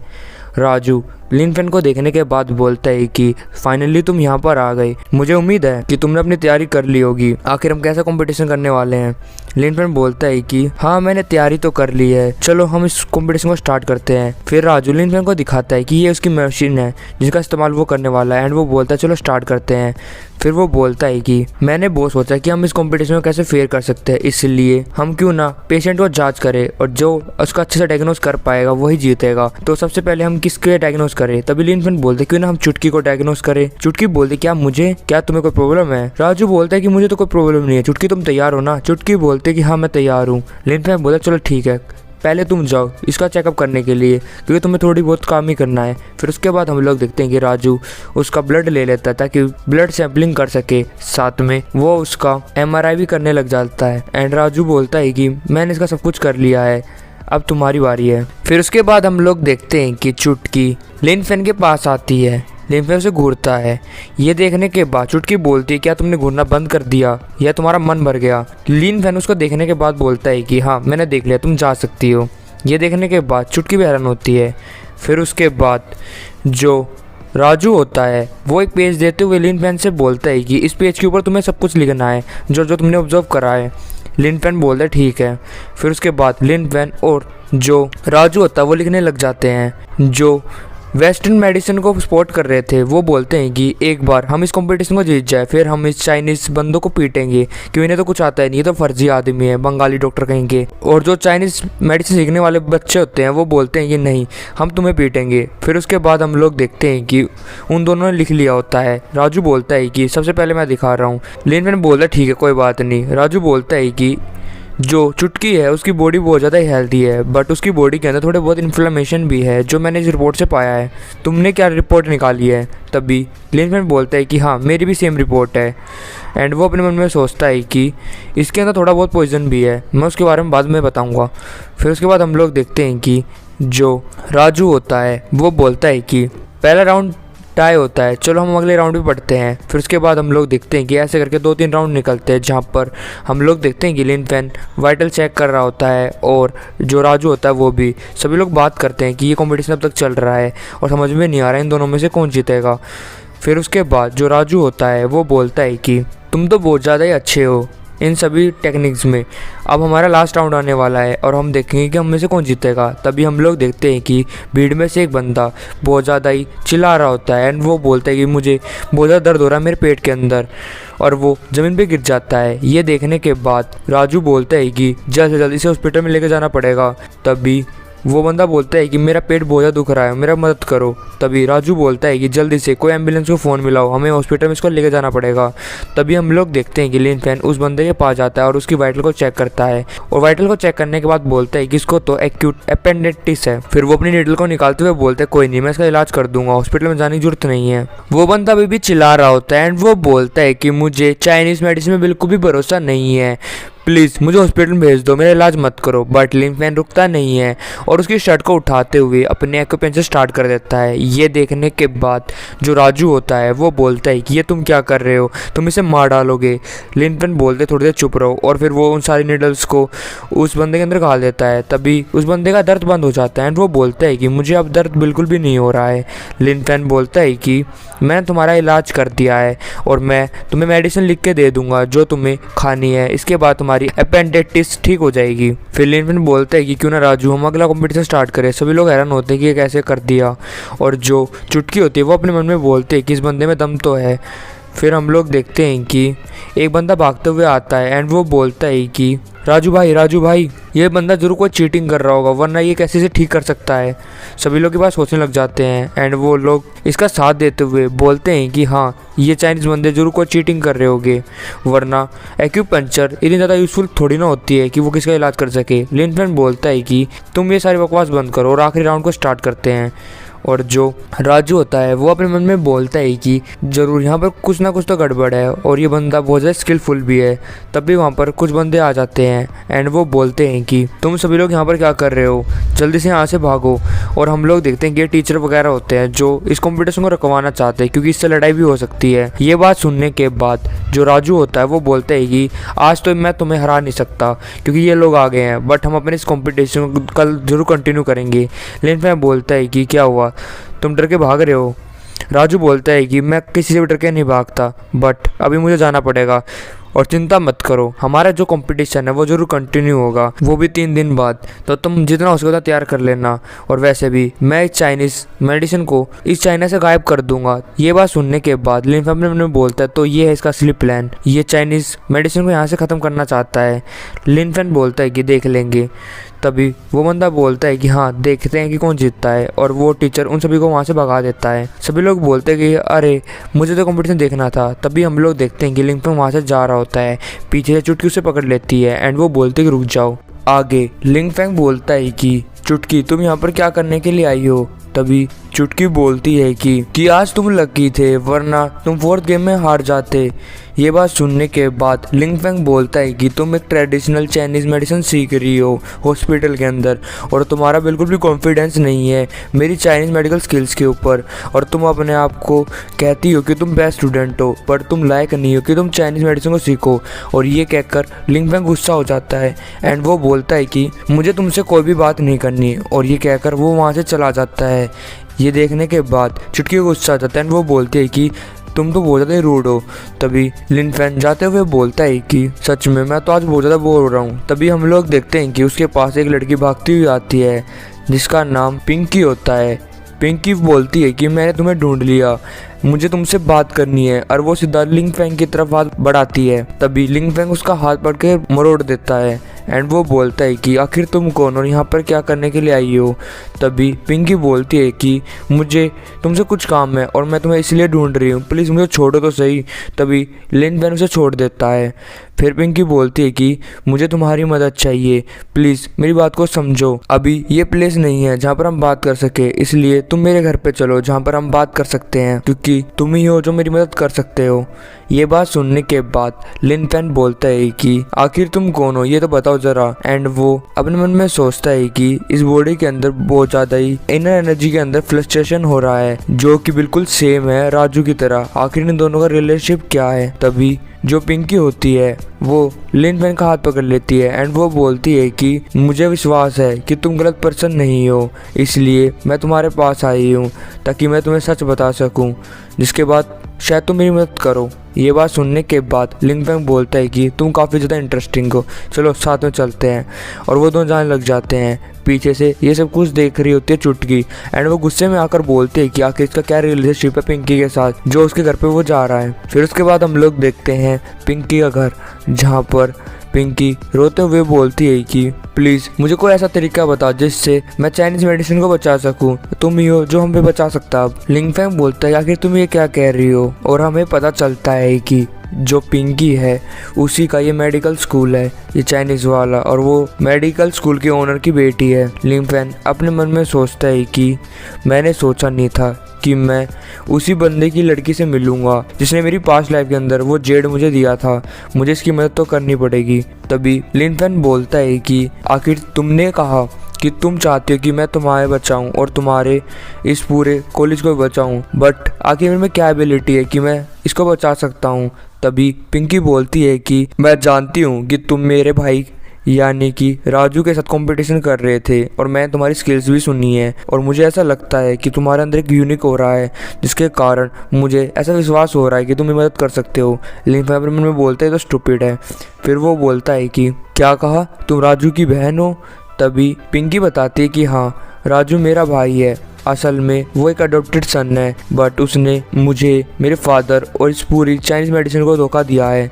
लिन फैन बोलता है कि ये तुम क्या कह रहे हो, उसने कैसा धोखा दिया और मुझे ये समझ में नहीं आ रहा है। वो चाइनीज़ परिवार में पैदा हुआ तो आखिर वो कैसे इतना ज़्यादा बदल गया कि वो बाहर की दवाइयों पर विश्वास कर रहा है और अपने ही घर की मेडिसिन को मना कर रहा है।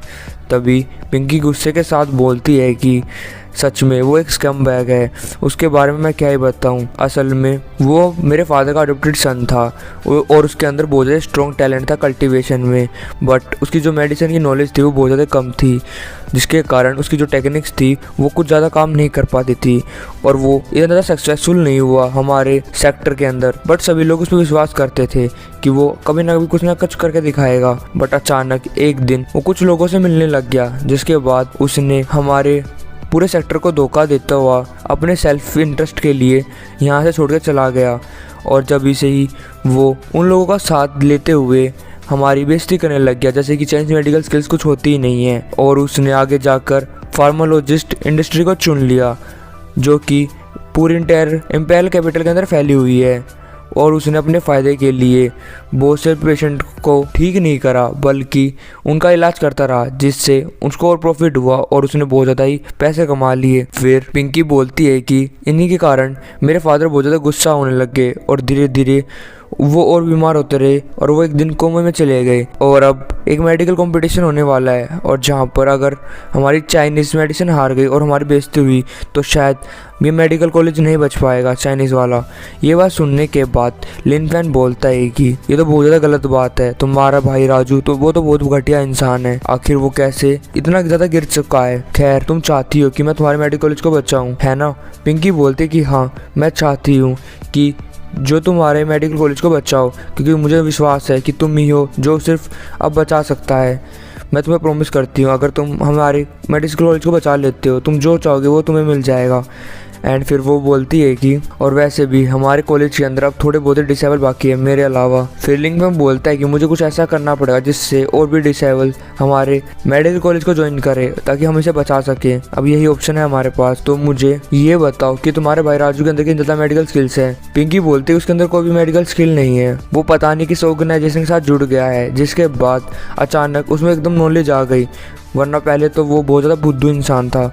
ये बात सुनने के बाद लिन फैन भी शौक होता है एंड वो बोलता है कि आखिर ये कैसे हो सकता है, लगता है मुझे इस केस की इन्वेस्टिगेशन करनी पड़ेगी और तुम्हारा साथ देना पड़ेगा। ये सुनने के बाद पिंकी खुश हो जाती है एंड वो बोलते हैं कि थैंक यू सो मच, तुम मेरा साथ देने वाले हो। फिर लिंग फैंग बोलता है कि बट मेरी एक कंडीशन है। पिंकी बोलती कैसी कंडीशन। फिर लिंग फैंग बोलता है कि मार्शल आर्टिस्ट को बहुत सारी सिचुअल हब चाहिए होती हैं, मुझे तुमसे वही चाहिए। ये बात सुनने के बाद पिंकी बोलती है कि पर स्पिरिचुअल हब्स तो बहुत ज़्यादा महंगी होती है। फिर लिंग फैंग बोलता है कि अगर तुम मुझे स्पिरिचुअल हब दोगी तो मैं तुम्हें कंपटीशन जितवा दूंगा, और चिंता मत करो, मैं तुम्हें गारंटी देता हूँ कि मैं तुम्हें जितवा दूंगा, इसमें तुम्हारा ही फ़ायदा है, सोच लो तुम एक बार। फिर पिंकी सोचने लग जाती है, फिर लिन फैन बोलता है कि तुम सिर्फ अभी स्पिरिचुअल हब के बारे में सोच रही हो, बट अगर तुम हार गई तो तुम्हारे पास कुछ भी नहीं होगा, बट अगर तुम जीत गई तो तुम्हारा ही बेनिफिट है। फिर जो पिंकी होती है वो बोलती है कि ये वार ख़त्म होने के बाद मैं तुम्हें 10 स्टॉक्स दूंगी स्पिरिचुअल हब्स के। तभी लिन फैन बोलता है कि 10 नहीं 30। पिंकी बोले ठीक है। फिर लिन फैन बोलता है कि अरे ये तो अच्छी बात है, चलो हाथ मिलाते हैं, हमारी डील हुई। और वो दोनों हाथ मिलाते हैं। फिर लिन फैन बोलता है कि तुम तो बहुत कमज़ोर हो, ऐसा लग ही नहीं रहा कि तुम चाइनीज मेडिसिन को पढ़ रही हो। फिर लिन फैन हंसते हुए बोलता है कि चलो ठीक है, आज के लिए बहुत हो चुका, अभी मैं जा रहा हूँ, मुझे बहुत सारी प्रिपरेशन करनी है कंपटीशन के लिए ताकि हम जीत सके, क्योंकि मुझे फर्स्ट आना है। पिंकी उसे जाते हुए देखती है एंड वो बोलते हैं कि मैं उम्मीद करती हूँ कि तुम हमें जितवा सकते हो। फिर हम लोग मार्केट का सीन देखते हैं जहाँ पर लिन फैन चल रहा होता है एंड वो अपने मन में बोलता है कि अब मुझे मेडिकल फिजिक्स का कंपटीशन होने वाला है तो मुझे अच्छे सामान लेने पड़ेंगे, पर मुझे इस मार्केट के बारे में ज़्यादा नहीं पता, मुझे ऐसा बंदा चाहिए जो मेरी मदद कर सके। तभी एक लड़का भागता हुआ आता है और वो जाकर लिन फैन से टकरा जाता है। फिर हम लोग देखते हैं कि वो लड़का उसके सामने माफ़ी मांग रहा होता है। लिन फैन बोलता है कि तुम्हें सॉरी बोलने की जरूरत नहीं है, बट चोरी करना भी बुरी बात है, और ऐसा कहकर उस लड़के को वो पकड़ लेता है। वो लड़का बोलता है कि अरे ये तुम क्या कह रहे हो, मैंने कोई चोरी वोरी नहीं करी। एंड वो अपने मन में बोलता है कि बेटा आज से तू गलत जगह फंस गया, लगता है इस बंदे ने मेरी टेक्निक्स को पकड़ लिया है, अब मेरा क्या होगा। तभी लिन फैन बोलता है क्यों ना मैं अपनी मार्शल आर्ट का इस्तेमाल करते हुए तुम्हारा एक हाथ तोड़ दूँ। तभी वो लड़का बोलता है कि नहीं नहीं, मेरा हाथ बिल्कुल मत तोड़ो, मैं बिना हाथ के क्या करूँगा। तभी लिन फैन बोलता है कि आखिर तेरी क्या मजबूरी है कि तू चोरी कर रहा है। तभी वो लड़का बोलता है कि मेरे पास कोई ऑप्शन नहीं था, बिना चोरी करे मैं कैसे रहता। तभी लिन फैन बोलता है कि तुम्हारे पास कोई ऑप्शन नहीं था चोरी करने के अलावा, आखिर तुम्हारे साथ क्या प्रॉब्लम है। एंड वो अपने मन में बोलता है कि इसकी बॉडी कुछ अजीब सी तरीके की है। फिर लिन फैन बोलता है कि तुम्हें पैसों की जरूरत है क्या, अगर ऐसी बात है तो क्यों ना मैं तुम्हारी मदद कर देता हूँ, क्या तुम इस कैपिटल से फेमिलियर हो। तभी ये बात सुनने के बाद वो लड़का बोलता है कि हाँ मैं बहुत ज़्यादा फेमिलियर हूँ, मैं यहीं पर पैदा हुआ था और मुझे इस गली का चप्पा चप्पा पता है, मैं आपको जहाँ जहाँ वहाँ छोड़ सकता हूँ। और इस लड़के का नाम गोकू होता है। लिन फैन बोलता है कि अगर तुम सच में इस गली का चप्पा चप्पा जानते हो तो ये तो बहुत ज़्यादा अच्छी बात है, मुझे असल में एक ओल्ड स्टेट दुकान चाहिए, आखिर वो कहाँ पे लोकेटेड करेगी, मुझे पुराने सामान खरीदने हैं। ये बात सुनने के बाद वो लड़का यानी कि गोकू खुश हो जाता है एंड वो बोलता है कि तुम एक ऐसी शॉप ढूंढ रहे जहाँ पे पुराना सामान मिले, सच में तुम सही बंदे के पास आए हो, मैं ही हूँ जो तुम्हारी मदद कर सकता है। लिन फैन बोलता है कि अगर तुम सच में इस गली का चप्पा चप्पा जानते हो तो ये तो बहुत ज़्यादा अच्छी बात है, मुझे असल में एक ओल्ड स्टेट दुकान चाहिए, आखिर वो कहाँ पे लोकेटेड करेगी, मुझे पुराने सामान खरीदने हैं। ये बात सुनने के बाद वो लड़का यानी कि गोकू खुश हो जाता है एंड वो बोलता है कि तुम एक ऐसी शॉप ढूंढ रहे जहाँ पे पुराना सामान मिले, सच में तुम सही बंदे के पास आए हो, मैं ही हूँ जो तुम्हारी मदद कर सकता है। फिर वो बोलता है कि यहाँ पर असल में लोग समझते हैं कि सिर्फ यहाँ पर 3 ऐसी दुकानें हैं जहाँ पर ओल्ड सामान मिलता है, बट ये बिल्कुल झूठ है, वहाँ पर इतना अच्छा सामान भी नहीं मिलता है। असल में जितना भी पुराना और एंटिक पीस आता है जो बहुत ज़्यादा कमाल का होता है वो सारा ब्लैक मार्केट में बिकता है और उनके बारे में लोगों को पता ही नहीं है। तभी लिन फैन बोलता है क्या तुम उस ओल्ड मार्केट के बारे में जानते हो। तभी वो लड़का बोलता है कि हाँ मैं उसके बारे में जानता तो हूँ, बट उसके अंदर जाने के लिए एक फ़ीस लगती है और हमारे पास इतने पैसे तो नहीं होंगे कि हम उसके अंदर जा सके, क्योंकि वो बहुत ज़्यादा महंगा होता है। तभी लिन फैन बोलता है तुम पैसे चिंता मत करो, और वो अपना गोल्डन कार्ड निकालते हुए बोलता है कि ये लो, तुम ये रख लो, ये मेरा ATM कार्ड है जिसके अंदर कोई भी पासवर्ड नहीं लगता और तुम जितने चाहो यहाँ से पैसे निकाल सकते हो, ये लो, अब तुम इसका इस्तेमाल कर सकते हो। उस कार्ड को लेने के बाद गोकू बोलता है कि तुम्हें डर नहीं लगता कि मैं तुम्हारे पैसे लेके भाग भी सकता हूँ। लिन फैन बोलता है तुम भाग ही नहीं सकते। तभी हम लोग देखते हैं कि वो लड़का वहाँ चला जाता है और वो सीधा ATM कार्ड में जाता है एंड वो बोलता है कि वो कितना ज़्यादा बेवकूफ़ था, उसने अपना ATM कार्ड मुझे दे दिया, एक बार मैं इसके सारे पैसे निकलवा कर यहाँ से भाग जाऊँगा और वो मुझे पकड़ भी नहीं पाएगा। तभी वो देखता है कि लिन फैन के अकाउंट में 1.2 बिलियन पैसे होते हैं। ये देखने के बाद वो लड़का भी हैरान होता है और वो 20,000 रुपये निकाल कर भागता हुआ लिन फैन के पास आता है एंड वो बोलता है कि मैं आपके पैसे लिए आया हूँ। लिन फैन बोलता है कि मैंने बोला था ना कि तुम मुझसे भागने की कोशिश नहीं करोगे। तभी वो लड़का बोलता है कि मैं इतना ज़्यादा स्टूपिड भी नहीं हूँ, आप तो एक बॉस हो जिसके पास 1 बिलियन पैसे पड़े हुए हैं, आखिर मैं आपसे कहाँ भाग सकता हूँ। लिन फैन बोलता है कि तुम तो बहुत ज़्यादा स्मार्ट हो, चलो जल्दी से उस मार्केट के पास मुझे लेके जाओ। और वो दोनों उस मार्केट ब्लैक मार्केट की तरफ जा रहे होते हैं। तभी वो एक जगह पहुँचते हैं जहाँ पर 2 गार्ड खड़े होते हैं। उन्हें देखने के बाद गोकू बोलता है कि अंकल अंकल देखो मैं किसको लेके आया हूँ। तभी उसे देखने के बाद वे दोनों बंदे बोलते हैं कि अरे गोकू तुम यहाँ पर क्या करने के लिए आए हो? फिर से तुम मार्केट में घूमने के लिए आए हो? गोकू बोलता है कि मैं यहाँ पर अपने एक कस्टमर को लेके आया हूँ जो बहुत ज़्यादा अमीर है और वो यहाँ पर सामान लेने के लिए आया ब्लैक मार्केट के अंदर, और ये बहुत ज़्यादा अमीर है, क्या हम लोग अंदर आ सकते हैं? और वो उसको रिश्वत दे देता है। तभी वो अंकल बोलते हैं कि हाँ तुम दोनों अंदर जा सकते हो, और वो दोनों ब्लैक मार्केट के अंदर घुस जाते हैं। लिंगफेंग बोलता है कि गोकू तुझे तो बहुत सारे लोग जानते हैं। गोकू बोलता है कि मैंने तो पहले ही कहा था कि मैं आपको हर जगह लेके जा सकता हूँ। लिंगफेंग अपने मन में बोलता है कि लगता है कोई यहाँ का ये लोकल बंदा है। तभी हम लोग देखते हैं कि एक बंदा लिनफेन को और गोकू को लेने के लिए खड़ा होता है। वो बोलता है कि वेलकम मास्टर। लिनफेन उसे देखने के बाद अपने मन में बोलता है कि ये भी कल्टीवेशन के अंदर बहुत ज़्यादा अच्छा है, इसकी इनर एनर्जी बहुत ज़्यादा अच्छी है। फिर जो बटलर होता है वो बोलता है कि मास्टर हमारे साथ आगे चलिए, और वो उनको लेके जा रहा होता है। लिंफेन अपने मन में बोलता है जैसा कि मैंने सोचा था, ये उससे बिल्कुल ही अलग है, ब्लैक मार्केट तो अजीब है। तभी जो बटलर होता है वो बोलता है कि आपको इस तरफ आना है, एंड फिर वो थोड़ी आगे लेके जाने के बाद बोलता है कि आप कौन से ऑप्शन में जाना चाहोगे, नॉर्मल वाले में या मार्शल आर्ट वाले में? लिनफेन बोलता है कि मैं मार्शल आर्ट में जाना चाहूँगा। एंड फिर लिनफेन अपने मन में बोलता है कि इस लड़की के अंदर कुछ तो खास बात है, मुझे गोकू के अंदर से उसकी एनर्जी को बाहर निकालना पड़ेगा। आई होप मैं इस गोकू के बारे में जान पाऊँगा। तभी वो बटलर बोलता है कि अब हम आने वाले हैं, तो आप मेरे पीछे पीछे आते रहिए। और हम लोग देखते हैं कि वो B9 के एक ब्लॉक में आ जाते हैं। जैसे ही गेट खुलता है वहाँ पे और भी कल्टीवेटर्स होते हैं, और यहीं पर ऑप्शन होने वाला होता है। बटर बोलता है कि सबसे पहले हमें आपका रजिस्ट्रेशन करना पड़ेगा। फिर वो रजिस्ट्रेशन वाली लड़की के पास जाते हैं, और वो बोलती है कि मास्टर आपको यहाँ पर अपनी इनर एनर्जी को थोड़ा बहुत छोड़ना पड़ेगा। तभी लिनफेन अपनी एनर्जी को छोड़ता है। उसे देखने के बाद सभी लोग बोलते हैं कि ये तो कल्टीवेशन का जीनियस है, ये तो अपनी फाउंडेशन स्टेज में है। उसे देखने के बाद गोकू अपने में बोलता है तो फाउंडेशन स्टेज में तो बहुत स्ट्रॉन्ग है। बटलर बोलता है कि मैंने सोचा नहीं था कि आप फाउंडेशन स्टेज में है। लिनफेन बोलता है कि हाँ मैं हूँ। एंड वो अपने मन में बोलता है कि मैंने अपनी पिछली लाइफ के बारे में, इस जगह के बारे में बिल्कुल भी नहीं सुना था। लगता है जो बंदा इसको चला रहा है वो बहुत बड़े बैकग्राउंड से है, इसलिए कोई भी इसके बारे में नहीं जानता। और वो अपने मन में बोलता है कि आखिर कब ये ऑप्शन स्टार्ट होने वाला है। तभी वहाँ पर हम लोग देखते हैं कि वैन भी होता है, जो कि पहले लिंकफेंग को मरवाने की कोशिश कर रहा था। वो बोलता है कि तुम यहाँ पर क्या कर रहे हो? बटलर बोलता है कि वैन क्या आप मिस्टर लिंकफेंग को जानते हो? वैन बोलता है कि नहीं मैं इसे नहीं जानता। और थोड़ी देर बाद हम लोग देखते हैं कि वैन उन्हीं एपोकलिप्सी वाली एजेंसी के पास फ़ोन मिलाकर बोलता है कि लिंकफेंग यहाँ पर है, तुम्हें उसे मारने के लिए यहाँ पर आ जाना चाहिए। और वो मांस वाला बंदा बोलता है ठीक है मैं समझ गया। और वैन खुश हो रहा होता है कि अब उसका बदला पूरा हो सकता है। फिर उसके बाद हम लोग देखते हैं कि बटलर उसे ऑप्शन हॉल में ले आते हैं। बटलर बोलता है कि आप यहाँ पर बैठ जाइए। लिनफेन बोलता है कि तुम भी यहाँ बैठ सकते हो। और हम लोग देखते हैं कि गोकू बहुत ज़्यादा खुश होता है। गोकू बोलता है कि ऑप्शन जल्दी स्टार्ट होने वाला है। तब भी वो महसूस करता है कि यहाँ पर एक खतरनाक मास्टर भी है। एंड वो बोलता है कि आखिर वो यहाँ पर क्या कर रहा है? जरूर वो इसलिए आया होगा क्योंकि यहाँ पर लिंकफेंग जैसा एक हाई कल्टीवेटर है, शायद वो उससे कंपटीशन करना चाहता है। हम लोग देते हैं कि बूढ़ा मास्टर आता है एंड वो बोलता है कि बहुत बहुत शुक्रिया आपने इतना वेट करा, अब ऑप्शन स्टार्ट होने वाला है। लिंकफेंग से देखने के बाद अपने मन में बोलता है कि ये भी फाउंडेशन स्टेज के अंदर है। और लिंकफेंग को वो बूढ़ा इंसान भी नोटिस कर लेता है एंड वो बोलता है कि यहाँ पर स्ट्रॉन्ग कल्टीवेटर भी आए हैं।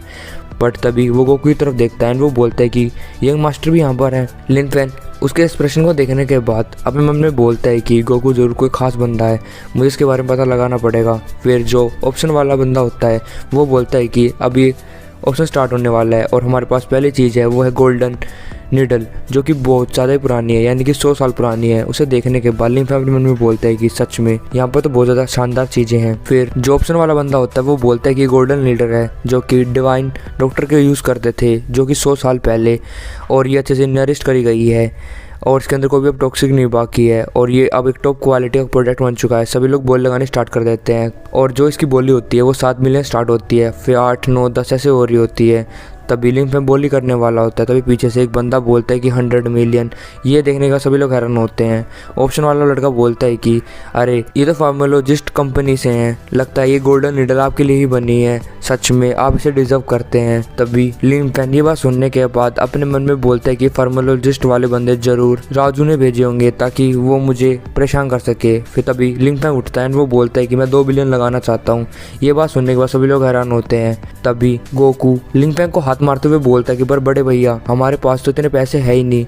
लिनफेन बोलता है कि किसने कहा कि मेरे पास सिर्फ एक ही कार्ड है, मेरे पास बहुत पैसे, तुम चिंता मत करो। उसके बाद हम लोग देखते हैं कि लिनफेन की ये बोली देखने के बाद जो बिजनेसमैन होता है वो अपने मन में बोलता है कि मैं अभी सारा पैसा अपना नहीं लगा सकता। अभी इस ऑप्शन के अंदर ऐसी बहुत सी चीज़ें आने वाली है जो कि काफ़ी ज़्यादा हाईलाइटेड है, और मैंने सुना है कि यहाँ पर मेडिसिन किंग का गोल्ड लोन भी आने वाला है।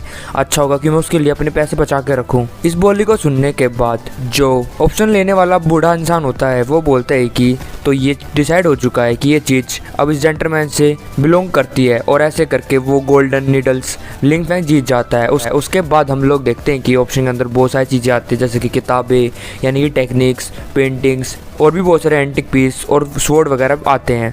उसके बाद आता है फाइनल ऑप्शन का सामान, जो कि बहुत ज़्यादा ही बेसब्री से इंतज़ार कर रहे थे सभी लोग।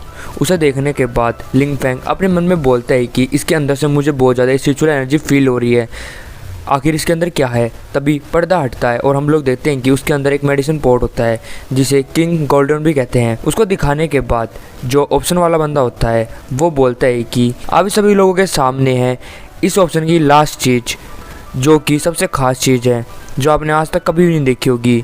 असल में ये है अल्टीमेट गोल्डन, और इसकी ओरिजिनल स्टोरी से हमें पता चलता है इसके अंदर बहुत ज़्यादा स्पिरिचुअल एनर्जी है, जिनसे आप मेरिडियंस और जो आप कल्टीवेशन उसको और बहुत बढ़ा सकते हो। इसमें इतनी ज़्यादा कैपेबिलिटी है कि जो आप इससे अंदर से मेडिसिन बनाओगे उसकी जो कैपेसिटी है वो 120% से बढ़ जाएगी। यानी कि अगर आप नॉर्मल मेडिसिन खाते हो तो उससे आपको बहुत ज़्यादा बेनिफिट मिलेगा। उसे देखने के बाद वो बिजनेसमैन भी हैरान होता है, वो बोलता है कि मुझे तो ये चाहिए।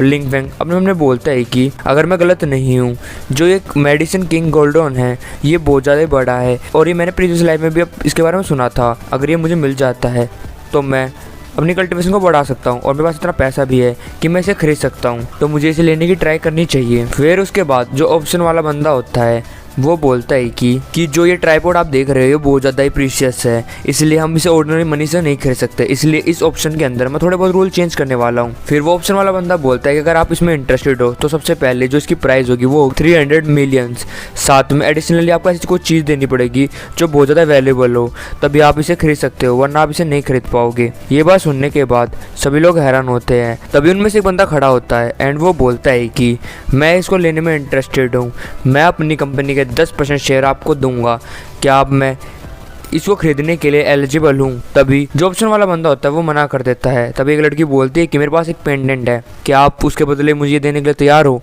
तभी मना कर देता है ऑप्शन वाला बंदा। तभी वो बिजनेसमैन बोलता है कि मैं अपनी कंपनी यानी कि जाओ फार्मास्यूटिक्स की 10% देने के लिए तैयार हूँ, क्या ये इनफ रहेगा। ये बात सुनने के बाद वो ऑप्शन वाला बंदा बोलता है कि हाँ ये इनफ रहेगा, और ये बात सुनने के बाद वो बिजनेसमैन खुश हो जाता है और सभी लोग उदास होते हैं कि वो कुछ नहीं कर पाएंगे। तभी वो ऑप्शन वाला बंदा बोलता है कि आखिर यहाँ पर और कोई बंदा है जो कम्पीट करना चाहता है। तभी लिंग फेंग बोलता है कि मेरे पास एक टेक्निक है जो कि सिर्फ हाई लेवल के मार्शल आर्ट ही यूज कर सकते हैं, अगर आप उसका इस्तेमाल करते हो तो आप एक रिलम और ऊपर जा सकते हो, क्या वो काफी होगा इस ऑप्शन के लिए। ये बात सुनने के बाद सभी लोग हैरान होते हैं और सभी लोग शांति बना के रखते हैं। तभी ऑप्शन वाला बंदा बोलता है क्या तुम्हारे पास सच में वो चीज है। लिंग फेंग बोलता है कि हाँ वो मेरे पास है। तभी ऑप्शन वाला बंदा अपने मन में बोलता है कि ये बंदा बहुत ज्यादा कॉन्फिडेंट भी लग रहा है, और इसने पहले भी बहुत महंगी ऑप्शन में बिट लगाई थी, साथ में इसका जो कल्टीवेशन लेवल है वो भी बहुत ज़्यादा है, शायद मैं इस पर विश्वास कर सकता हूँ। ये बात सुनने के बाद वो बिजनेसमैन बोलता है कि मैं अपनी कंपनी का 20% देने के लिए तैयार हूँ और ये सामान मुझे चाहिए। तभी वो ऑप्शन वाला मना कर देता है, वो बोलता है कि नहीं ऐसा नहीं हो सकता, और लिंक में खुश होता है और बिजनेसमैन की बेइज्जती हो जाती है। तभी बिजनेसमैन वाला बंदा बोलता है कि मैं इस बेइज्जती को हमेशा याद रखूंगा, और ऑप्शन वाला मन में बोलता है कि अभी के लिए मुझे वो टेक्निक चाहिए। तभी वो ऑप्शन वाला बंदा बोलता है कि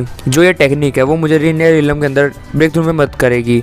फिर वो बोलता है कि तो ये अल्टीमेट गोल्डन अब लिंग फेंग का हो चुका है, और इसी के साथ ये वाला ऑप्शन भी ख़त्म हो जाता है। अब आप सभी लोग अपने घर पे तरफ जा सकते हैं, और यहाँ पर थोड़ा बहुत खाना भी लगा हुआ है, आप उन्हें खा के जरूर जाना। और वो बिजनेसमैन लिंग फेंग गुस्से के साथ देखते हुए जाता है।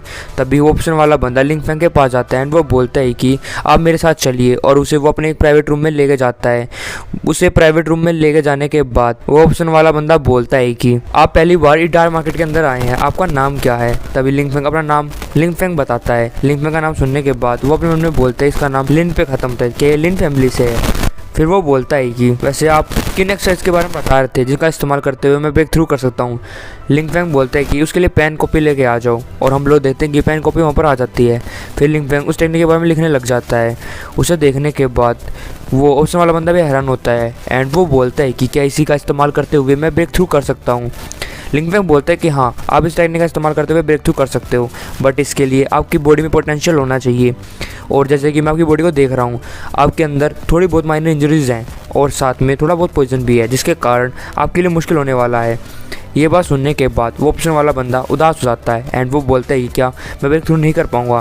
तभी लिंग फैंग बोलता है कि आप चिंता मत करिए, मैं आपकी मदद करूँगा ताकि आपकी वो माइनर इंजरीज ठीक हो सके और वो पॉइजन भी, जिसके बाद शायद आप ब्रेक थ्रू कर सकते हो अगले लेवल के अंदर। ये बात सुनने के बाद जो ऑप्शन वाला बंदा होता है वो बोलता है क्या तुम सच बोल रहे हो, क्या तुम मेरी कल्टिवेशन बढ़ाने में मदद कर सकते हो।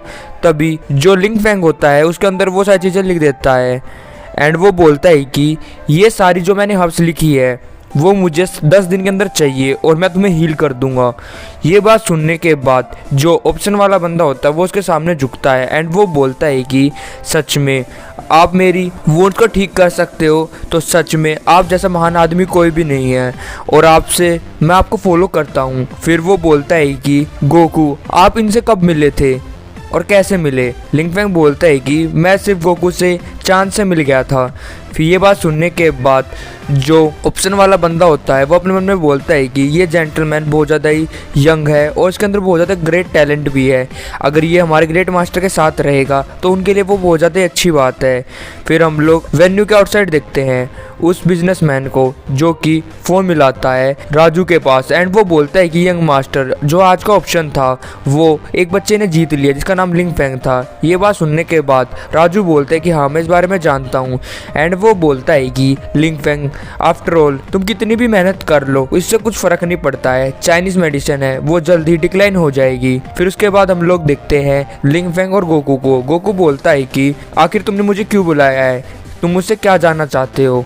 तभी लिंग फैंग बोलता है कि लड़के, मैं तुम्हारी आइडेंटिटी को जानना चाहता हूँ। ये बात सुनने के बाद गोकू बोलता है कि मैं भी क्यूरियस हूँ कि आखिर तुम कौन बंदे हो।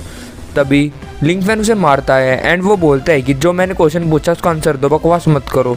तभी ये बात सुनने के बाद वो लड़का रोने की एक्टिंग करता है। गोकू बोलता है कि जहाँ पर तुम आज खड़े हो ये मेरी फैमिली की प्रॉपर्टी है। ये बात सुनने के बाद लिंग फैंग बोलता है कि अच्छा, अब मैं क्यूरियस हो रहा हूँ और बताओ। तभी जो गोकू होता है वो बोलता है कि मेरे कुछ सीक्रेट्स है जिन्हें मैं रिवील नहीं करना चाहता। ये बात सुनने के बाद लिंग फैंग गुस्से में हो जाता है एंड उसे धमकाने की कोशिश करता है।